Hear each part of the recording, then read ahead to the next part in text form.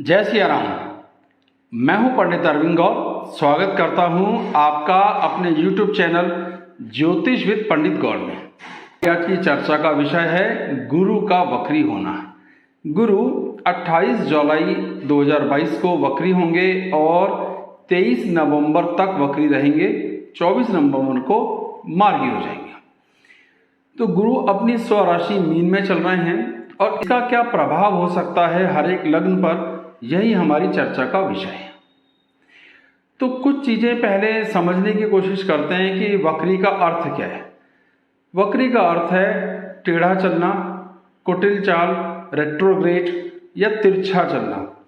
ये सिर्फ शब्द के अर्थ हैं। वास्तव में ग्रह इतनी तेज चल रहे हैं कि वो कभी भी वक्री नहीं हो सकते। तो फिर ये वक्री क्यों लगते हैं? क्योंकि हम इनको पृथ्वी से देखते हैं और पृथ्वी भी घूम रही है। अब दोनों ग्रह जब घूम रहे हैं तो इनके गति में परिवर्तन के कारण ऐसा हमें प्रतीत होता है कि ग्रह वक्री हो गया। इसे डिग्री ऑफ रिलेटिविटी कहते हैं। स्पीड का ये गेम है। जब पृथ्वी और बृहस्पति की गति के अंतर के कारण ऐसा प्रतीत होता है कि ग्रह वक्री हो गया है। वास्तव में हजारों लाखों किलोमीटर प्रति मिनट की स्पीड से चलने वाले ग्रह वक्री नहीं हो सकते। तो ये प्रतीत होता है। तो उसका क्या प्रभाव हम पर देखने में आता है ना। इसका एक एग्जाम्पल जो आमतौर पर बहुत दिया जाता है कि अगर आप भी रेल में बैठे हैं और आपकी रेल फॉरवर्ड मोशन में धीरे धीरे चल रही है, बराबर वाली रेल अगर तेज चलती हुई जाएगी तो आपको ऐसा लग सकता है कि आपकी ट्रेन उल्टी चल रही है, जबकि वास्तव में आपकी ट्रेन भी सीधी चल रही है। तो ये एक एग्जाम्पल था समझने का। तो अर्थ ये निकला कि वक्री का अर्थ होता है कि ऐसे आप जहां से देख रहे हैं वहां से देखने पर गति का अंतर के कारण आपको ग्रह वक्री लग सकता है, पर वास्तव में वक्री नहीं होता। वक्री ग्रह का ऑन दी होल क्या इफेक्ट होता है? सभी ग्रहों की बात करें तो वक्री ग्रह अधिक बलवान समझा जाता है। उसकी सामर्थ्य 2-3 गुनी अच्छी हो जाती है। इसका अर्थ भी बताऊंगा कि सामर्थ्य से क्या भाव है। तो उसका बल बढ़ जाता है, इतना बढ़ जाता है कि जो और कोई ग्रह भी वक्री ग्रह के साथ बैठता है उसकी सामर्थ्य भी बढ़ी हुई समझी जाती है, अधिक प्रभावी समझी जाती है। अब कोई ग्रह कहां पर है, कैसा है, उसका प्रभाव कैसे दिख रहा है जन्म कुंडली में, उसी हिसाब से तो वक्री का इफेक्ट अच्छा या बुरा होगा। कल्पना कीजिए कि मैं आपका मित्र हूं और वक्री हो जाता हूं तो आपके साथ मेरी मित्रता और बढ़ गई क्योंकि मैं अधिक बलवान हो गया, आपके लिए और अधिक मित्र हुआ। लेकिन मैं कारक नहीं हूं, फेवरेबल नहीं हूं, आपका शत्रु हूं और मैं वक्री हुआ तो कुछ फील्ड्स में फायदा जरूर हो सकता है, लेकिन आपके लिए शत्रुता का प्रतिशत बढ़ गया मेरी सामर्थ्य बढ़ने के कारण। तो ये आकलन करना बहुत जरूरी है कि ग्रह कहां पर वक्री हो रहा है। ठीक है, अगर आप ये हिसाब नहीं लगाएंगे और एक ही डेफिनेशन को हर एक भाव में लागू करेंगे तो बात नहीं बनेगी। ये हो गए 2-3 बातें। अच्छा, एक और सवाल हो सकता है कि क्या सभी वक्री ग्रह बुरा प्रभाव करते हैं? नहीं, जरूरी नहीं है, बहुत अच्छा भी करते हैं। अब केवल बृहस्पति की बात करते हैं। बृहस्पति की अपनी कुछ सामर्थ्य है और मुख्य सामर्थ्य है ज्ञान, संतान, सोच समझ, प्लानिंग्स और अध्यात्म। और जब वो वक्री होगा तो ये गुण बहुत बढ़ जाते हैं। आमतौर पर जिनकी जन्म कुंडली में गुरु ग्रह वक्री होता है उनमें विशेष चीज देखने में आती है, वो होती है सफलता पाने की जिद। वो उस तरह के काम को भी करके सफलता हासिल करते हैं जो से लोग छोड़ देते हैं कि ये काम होना मुश्किल है। जो काम पहले आपने छोड़ दिया कि भाई बहुत बार ट्राई किया, बात नहीं बनी, लेकिन जब गुरु वक्री हुआ उस दौरान वो काम भी आपसे सफल हो गए, सिद्ध हो गए। तो गुरु के वक्री होने पर कार्यशैली में योजनाबद्ध तरीका, गंभीरता और डेडिकेशन बहुत, और इसका लाभ देखने में आता है। ये सारी परिभाषाएं जरूरी थी, नहीं तो वीडियो का कोई खास महत्व रहता ही नहीं। तो अभी तक जो समझा, वक्री सभी जो ग्रह वक्री हैं वो अधिक बलवान होते हैं। उनका प्रभाव जन्म कुंडली में वो कैसे बैठे हैं इस पर निर्भर करता है। बृहस्पति के वक्री होने का आमतौर पर अधिक लाभ होता है जहां वो बैठा है वहां से, लेकिन जिन चीजों का वो कारक है उनमें नुकसान होता है। जैसे मैं एग्जांपल में एक समझा देता हूं, 5वें भाव से बृहस्पति में संतान का सुख देखने का नियम है, और अगर वहां पर बृहस्पति वक्री होगा तो ज्ञान को तो बहुत बढ़ा देगा, समझदारी को बहुत बढ़ा देगा, सारी बातें, लेकिन संतान के प्रति थोड़ा उदासीन, संतान के सुखों की कमी करेगा। तो जिस भाव में वक्री हुआ वहां थोड़ा प्रभाव कम करता है, लेकिन जो उसके कारक प्रभाव हैं, जहां जहां उसकी दृष्टियां हैं, वहां ज्यादा अच्छा प्रभाव देखने में आमतौर पर आता है। अब शुरू करते हैं कि एक एक करके प्रत्येक लगन पर उसका क्या प्रभाव आएगा। आप इसे राशि के हिसाब से भी देख सकते हैं, पर मेरा अनुभव है कि लगन से देखा जाना ज्यादा फायदेमंद होता है। मेष लगन की अगर हम बात करते हैं तो मेष लगन के लिए 12वें भाव में ये वक्री होंगे। अब 12वें भाव को त्रिक भाव कहते हैं, 6, 8वें 12वें त्रिक भाव है, ये बुरे भाव है कुंडली के, और यहाँ बृहस्पति न्यूट्रल है क्योंकि वो भाग्य के भी स्वामी है। ऐसी स्थिति में जब वो न्यूट्रल है और वक्री होंगे तो उनकी सामर्थ्य बढ़ जाएगी।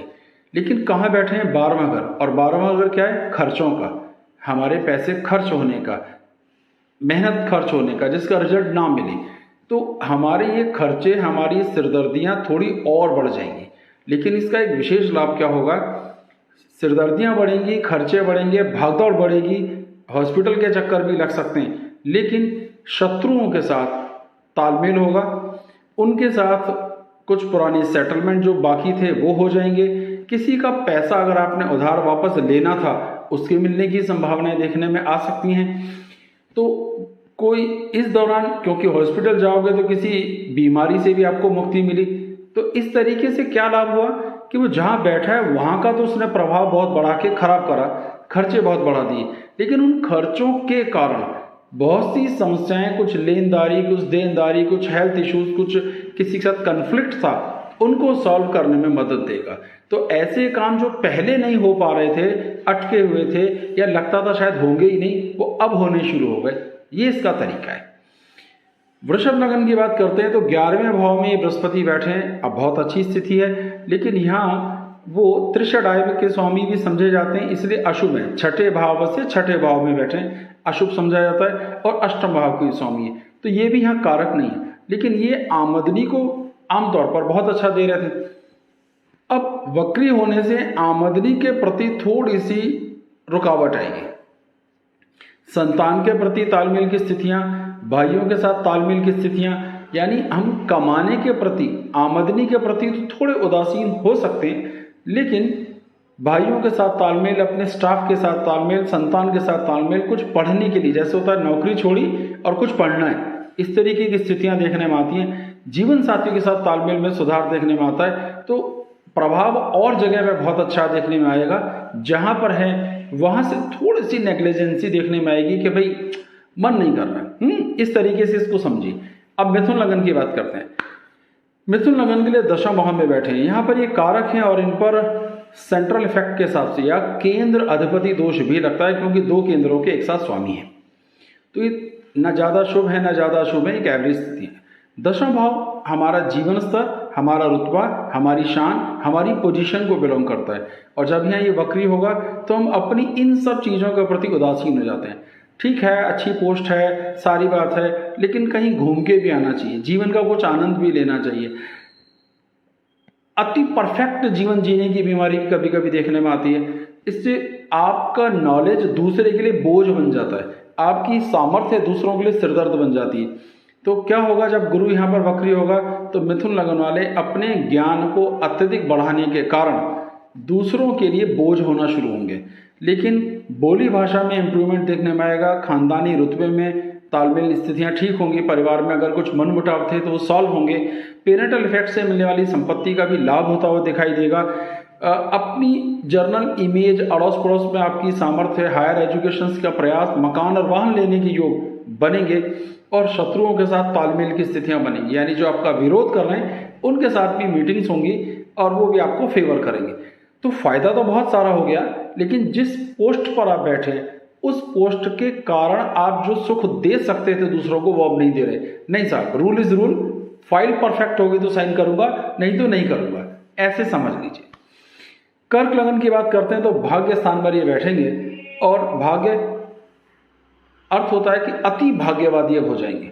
ये उम्मीद करेंगे कि ईश्वर ही सब कुछ कर दें और मुझे कुछ ना करना पड़े। लेकिन अपनी सेहत, अपने व्यक्तित्व की अच्छी परवाह करेंगे, पिता से तालमेल थोड़ा सा गड़बड़ देखने में आ सकता है, लेकिन एफर्ट्स का भाव यहाँ ये है कि कैसे प्रयास करूं के बजाय कैसे अपनी जिम्मेदारियां दूसरों को सौंपूं, ऐसा विचार मन में आ सकता है। संतान के साथ तालमेल की स्थितियां इंप्रूव होंगी। इस दौरान संतान प्राप्त होने का, नए सिरे से पिता बनने का भी योग होता है।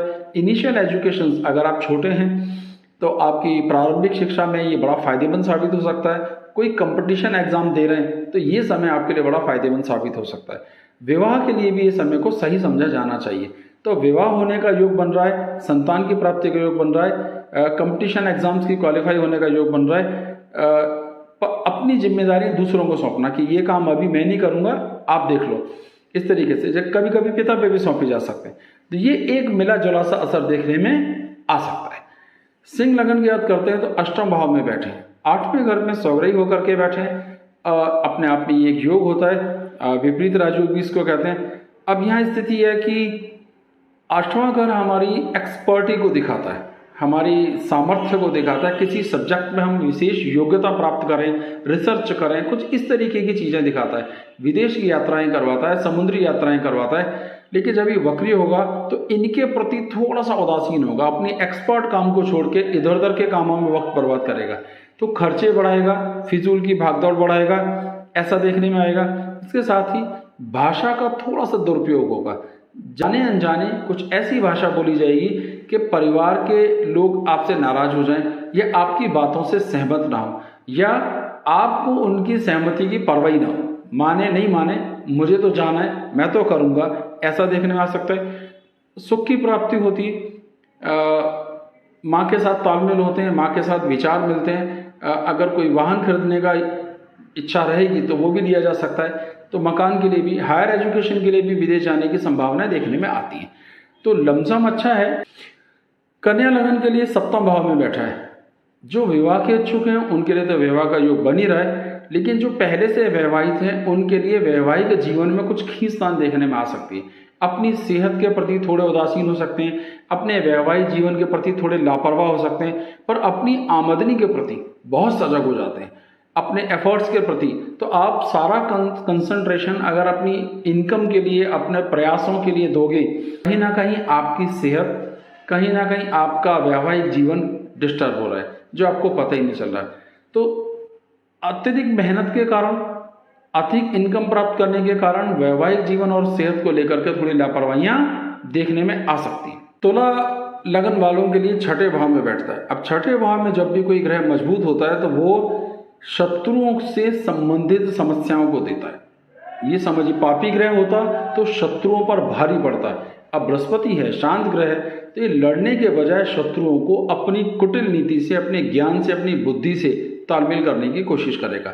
वक्री हो गया तो बल और बढ़ गया, तो शत्रुओं को धराशायी करने का योग बना, उनसे लड़ने की सामर्थ्य आएगी, खर्चे भी बढ़ जाएंगे। इसका मतलब ये हुआ कि किसी के साथ कोई लेन देन की स्थितियां थी, उसको दे के आपने फ्री करा तो शत्रु आपने जीत लिया। समझिए कि भाई वो झगड़े की जड़ी खत्म कर दी, आपका पैसा दे रहे हैं, इस तरीके से देखने में आता है। स्टेटस इंप्रूव होता है, मान सम्मान बढ़ता है, ये भी देखने में आएगा। इसके अलावा बोली भाषा व्यवहार की स्थितियों में इंप्रूवमेंट देखने में आता है। तो स्टेटस इंप्रूव हो रहा है, शत्रु घट रहे हैं, खर्चे बहुत ज़्यादा हो रहे हैं, परिवार के साथ तालमेल हो रहा है, परिवार के साथ एडजस्टमेंट की स्थितियां देखने में आ रही हैं। लेकिन कुछ ना कुछ छोटी मोटी हेल्थ की प्रॉब्लम भी देखने में आती है, तनाव थोड़े ज़्यादा रहते हैं, क्योंकि ये सब बड़े बड़ी चीज़ें जब सॉल्व होंगी तो तनाव जरूर होता है। तो इसे मिले जुले असर के तौर पे देखा जा सकता है। वृश्चिक के लिए 5वें भाव में स्थिति बनेगी। 5वें भाव में बृहस्पति अगर अकेले हों तो वो अनिष्ट करने वाले हैं, क्योंकि वो वहाँ के कारक हैं और कारक को अकेला नहीं होना चाहिए। तो स्थिति ये बनती है कि वो कारक हैं, वहां पर अकेले हों तो। लेकिन चलिए अभी हम गोचर पे बात करते हैं। तो बृहस्पति के यहाँ अधिक बलवान होने, स्वग्रही हैं, और वक्री हो जाने का इम्पैक्ट ये आएगा कि वो संतान के प्रति, अपने पढ़ाई लिखाई के प्रति थोड़े से गैर जिम्मेदार हो जाएंगे, थोड़े उदासीन से हो जाएंगे। सारा कंसंट्रेशन अपनी इनकम, अपनी सेहत, अपनी व्यक्तित्व, अपनी इमेज, अपनी पोजीशन को इम्प्रूव करने में लगाएंगे। यानी पढ़ाई लिखाई से कंसंट्रेशन हट रहा है, संतान की तरफ से कंसंट्रेशन थोड़ा सा डाइवर्ट हो रहा है, सही मौके पे सही डिसीजन लेने के लिए अधिक जागरूक हो गए, भाग्य का अधिक से अधिक लाभ लेने के लिए, अधिक से अधिक आमदनी और अपने व्यक्तित्व को इम्प्रूव करने के लिए, इमेज को इम्प्रूव करने के लिए कोशिश करते हैं। इस दौरान विवाह होने की संभावनाएं और संतान प्राप्ति की संभावनाएं दोनों बहुत अच्छी समझी आती हैं। मोटे तौर पर ज़्यादा नुकसान नहीं है, लेकिन थोड़ी बहुत डाइजेशन की तकलीफें भी कभी कभी देखने में आ सकती हैं। स्थितियां ठीक हैं, इसमें कोई समस्या की बात नहीं। धनु लग्न की स्थिति यह है कि यहाँ पर बृहस्पति चौथे घर में बैठेंगे और यहाँ केंद्र अधिपति दोष नहीं लगेगा, क्योंकि वो लग्न के भी स्वामी हैं। राजयोग का भी निर्माण हो रहा है। अब वक्री होंगे तो क्या होगा कि चौथा घर मतलब हमारे सुख, मकान, वाहन, माँ, माताजी के साथ तालमेल और उनका स्वास्थ्य और उच्च शिक्षा, थोड़े इनके प्रति अब ये उदासीन होंगे, थोड़ा उनके प्रति नेग्लिजेंसी बरतने का एक योग देखने में आएगा। लेकिन सेविंग्स के साथ सेविंग इम्प्रूव करने के लिए, इमेज इम्प्रूव करने के लिए बहुत सी कोशिश करेंगे, बहुत सी यात्राएं, बहुत सी भागदौड़, मतलब घर में रहने के बजाय घर से दूर दूर की भागदौड़ बहुत ज़्यादा हो जाएगी। चौथा घर तो घर है और वक्री हुआ तो क्या हुआ कि घर से दूर, घर से अधिक दूर दूर भागना, विदेश यात्राएं हो रही हैं, काम के लिए भागदौड़ बहुत हो रही है, रिजल्ट्स निकालने की कोशिश हो रही है। उनके फायदे भी होंगे, ऐसा नहीं है कि कोई फायदा नहीं होगा, लेकिन घुमा फिरा के भागदौड़ बहुत ज्यादा, उतने रिजल्ट ही नहीं आए जितने आपको उम्मीद थी। अब बारी आ गई मकर लगन की। मकर लगन के लिए तीसरे भाव में होंगे। तीसरा भाव हमारे कर्म, हमारे प्रयास, हमारे एफर्ट्स को बिलोंग करता है और वो त्रिषणाय में भी आए और त्रिक भाव में भी आए, छठे, आठवें, 12वें भाव का स्वामी भी होकर आए। तो इसलिए तीसरे भाव में बृहस्पति का होना कोई विशेष शुभ नहीं है, पर क्योंकि स्वग्रही है तो प्रयास करने की स्थिति और अधिक इम्प्रूव हो जाएगी और अधिक एफर्ट्स आएंगे, भाइयों से तालमेल की स्थितियां और इम्प्रूव होंगी, वैवाहिक जीवन को और फर्दर इम्प्रूव करने के बारे में सोचेंगे, लेकिन भाग्य का उतना साथ नहीं मिलेगा। अर्थ ये निकला कि मैं ही करूंगा, मुझे ही करना है। अपने बल, अपनी सामर्थ्य, अपनी कार्यशैली पर इतना अधिक भरोसा होगा कि भाग्य की तरफ ज़्यादा ध्यान नहीं देंगे। आमदनी जबरदस्त इंप्रूव होगी, तो आमदनी इंप्रूव हुई, भाग्य भी इंप्रूव हुआ, लेकिन भाग्य का सहारा नहीं देखा। वैवाहिक जीवन, रोजमर्रा की आमदनी, भाइयों से तालमेल, एफर्ट्स और एफर्ट्स के रिजल्ट, सभी की स्थितियां बहुत अच्छे से इंप्रूव हुई। तो कुल मिलाकर खर्चे भी कंट्रोल में होंगे। तो मकर लगन के लिए स्थिति सुकून भरी है, बहुत अच्छी है, इसका कोई विशेष नुकसान नहीं है। अब बात करते हैं कुंभ लगन की। धन भाव में बैठे हैं स्वग्रही होकर के दूसरे भाव में और 11वें भाव के स्वामी है। योग के हिसाब से अगर देखें तो कोई ग्रह अगर 11वें और दूसरे भाव के बीच में तालमेल हो या एक ही ग्रह हो या प्रतिस्थापन हो तो ये बहुत अच्छा धन योग समझा जाता है। तो धन का योग तो बहुत अच्छा बन रहा है, लेकिन वक्री होने से क्या होगा, अब आपकी भाषा में थोड़ा सा दंभ, थोड़ी सी अकड़, थोड़ी सी कटुता अपने आप आ जाएगी, आपको पता ही नहीं चलेगा। इससे क्या होगा कि शत्रु थोड़े बहुत इंप्रूव होंगे, लोगों को बुरा लगेगा, लोगों को आपकी बात चुभ जाएगी। इससे आपकी भागदौड़ और यात्राएं फिजूल की बढ़ेंगी, उनका रिजल्ट नहीं आएगा। आप जो भी यात्रा करेंगे इस दौरान उसका कोई बहुत अच्छा फल प्राप्त होता हुआ आपको नहीं दिखाई देगा। लेकिन जो पिछले काम आपने किए हुए हैं और कुछ अटके हुए थे तो आप अपने स्टेटस को इम्प्रूव करने में कामयाब हो जाएंगे। शत्रु बढ़ना अलग है, नए कामों का प्रयास करना बिल्कुल अलग बात है। और जो पुराने सारे काम थे अटके वो सारे हो गए, यानी नए प्रोजेक्ट्स नहीं मिल रहे, लेकिन पुराने प्रोजेक्ट्स को बड़ी सक्सेसफुली पूरा कर देंगे और इसका दम्भ होगा। और इस दम्भ के कारण आपकी भाषा में जो दम्भ आएगा, अकड़ आएगी, उसके कारण नए प्रोजेक्ट्स मिलने में दिक्कतें देखने में आएंगी। तो कुछ इस तरीके की स्थिति आएगी। थोड़ा सा अपनी भाषा को और परिवार वालों के साथ तालमेल को इम्प्रूव करेंगे तो बात बन जाएगी। आखिरी लगन मीन लगन आ गई। लगन में ये राजयोग का निर्माण हो रहा है, क्योंकि वो लग्नेश है इसलिए उस पर केंद्र अधिपति दोष नहीं बनेगा। लग्न का अर्थ हुआ आपकी सामर्थ्य, आपकी सामर्थ्य बड़ी अच्छी है, सब कुछ बहुत बढ़िया। वक्री होने से क्या होगा, कहीं ना कहीं अपनी सामर्थ्य का दंभ, अपनी सामर्थ्य की अकड़ आएगी। इससे आप अपने वैवाहिक जीवन को थोड़ा सा डिस्टर्ब करने वाले हो, क्योंकि उनके प्रति तालमेल में कमियां देखने में आ सकती हैं, दूरियां देखने में आ सकती हैं। संतान के साथ तालमेल ठीक रहेगा। ज्ञान की बात, सही मौके पर सही डिसीजन लेना, संतान प्राप्ति का योग, विवाह होने का नए सिरे से योग, जिन जो शादी लायक है उनकी शादी होने का योग भी इस दौरान रहेगा। और एक विशेष बात ये भी रहेगी कि भाग्य का जबरदस्त सहारा मिलेगा, पिता के आशीर्वाद मिलेंगे, ईश्वर की कृपा प्राप्त होगी, धार्मिक यात्राएं भी देखने में आ सकती हैं। तो बाकी सब तो बिल्कुल ठीक है, लेकिन आपके मैं कर रहा हूँ, मैं ही करता हूँ, मैं ही करूँगा, ऐसे शब्दों से धीरे धीरे वैवाहिक जीवन में तनाव देखने में आ सकता है। तो ऑन दी होल बहुत बुरा किसी के लिए भी नहीं है, थोड़ी बहुत उतार चढ़ाव सबके लिए आएंगे। यही वक्री की एक अलग अंदाज है कि वो जहाँ बैठा है वहाँ थोड़ा प्रभाव कम करता है, पर जहाँ का वो कारक है, जिन जिन शब्दों को वो संभालता है, जिन चीज़ों का वो कंट्रोलर समझा जाता है, वहाँ इंप्रूवमेंट देखने में आता है। आप बृहस्पति के बीज मंत्रों का जाप और बृहस्पति के लिए दान कर सकते हैं, इससे आपको लाभ होता हुआ स्पष्ट रूप से दिखाई देगा। इस वीडियो से संबंधित अगर कोई भी बात आपको क्लियर नहीं है या आप पूछना चाहते हैं तो कमेंट बॉक्स में पूछिए, मुझसे जितना संभव होगा मैं उसका उत्तर देने का प्रयास करूंगा। बहुत बहुत धन्यवाद। जय सिया राम।